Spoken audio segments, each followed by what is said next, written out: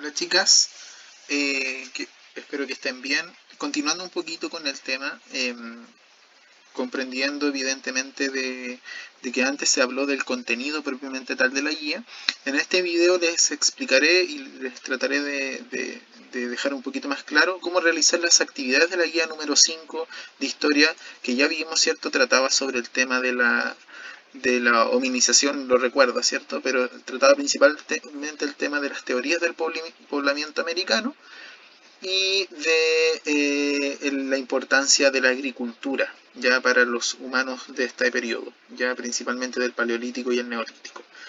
En las actividades se plantea en primer lugar, ¿cierto?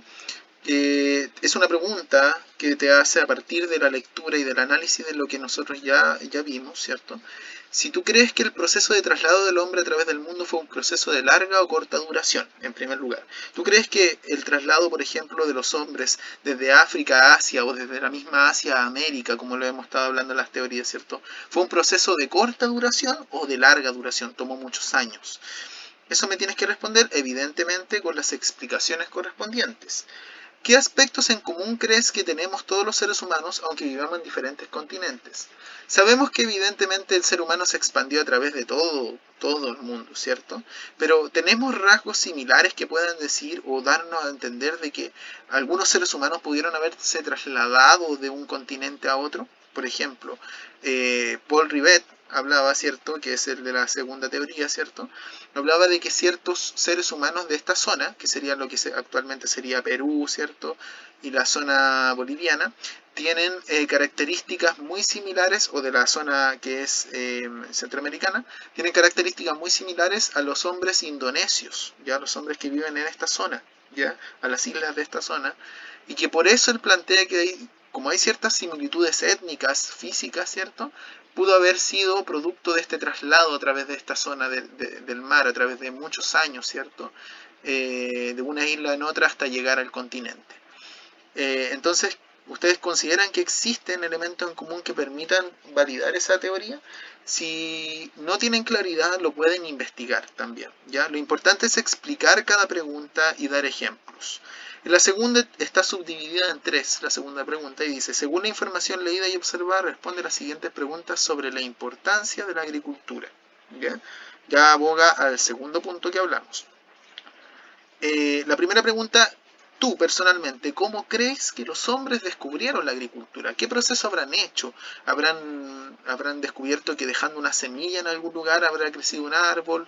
¿Habrán visto que el tiempo o el clima habrá tenido que ver con el crecimiento, ¿cierto?, de los vegetales? ¿Cómo crees tú? Tienes que dar un caso hipotético, puede ser inventado, no es necesario que sea un ejemplo real que ustedes investiguen, sino más que nada quiero ver su capacidad de imaginación para poder implementar cómo esos hombres, ¿cierto?, con los recursos limitados que tenían, evidentemente, pudieron haber descubierto la agricultura.